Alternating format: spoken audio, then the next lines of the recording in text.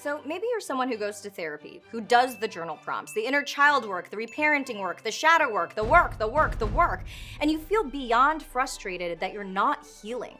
Sometimes it seems like you are, but then inevitably something triggers you and it's 1 step forward, 3 steps back. Girl, I have been there.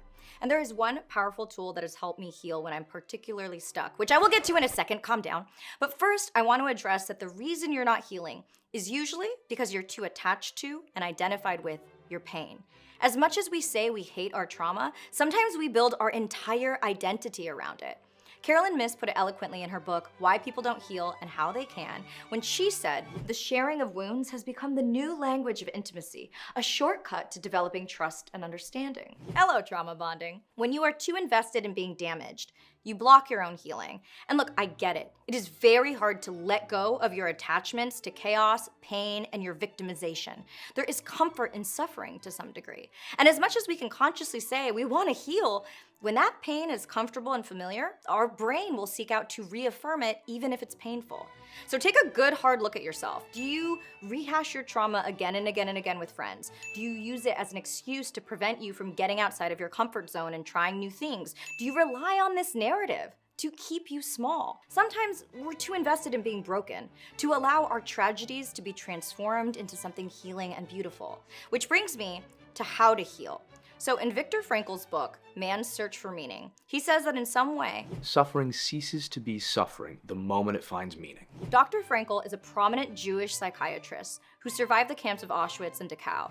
And in his book, he wrote of an elderly man who came to him 2 years after the death of his wife.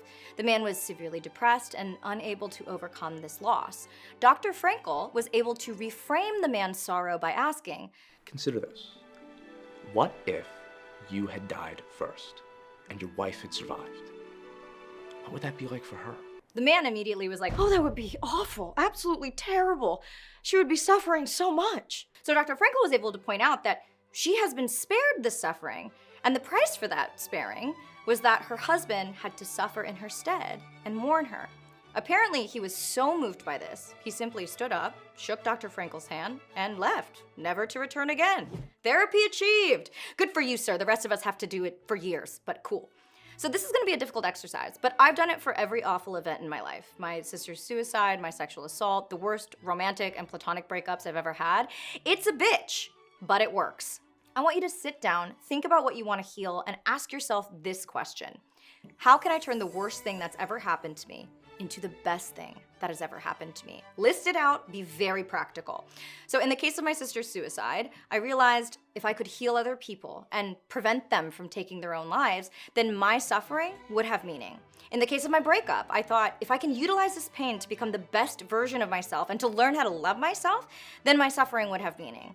In the case of my best friends abandoning me during the worst year of my life, I realized I could make that the best thing that ever happened to me by finally learning how to choose myself, validate myself, and become my own best friend. So if you've been doing a lot of work and feel stuck, chances are you're not healing because you haven't been able to make your suffering mean anything beyond yourself.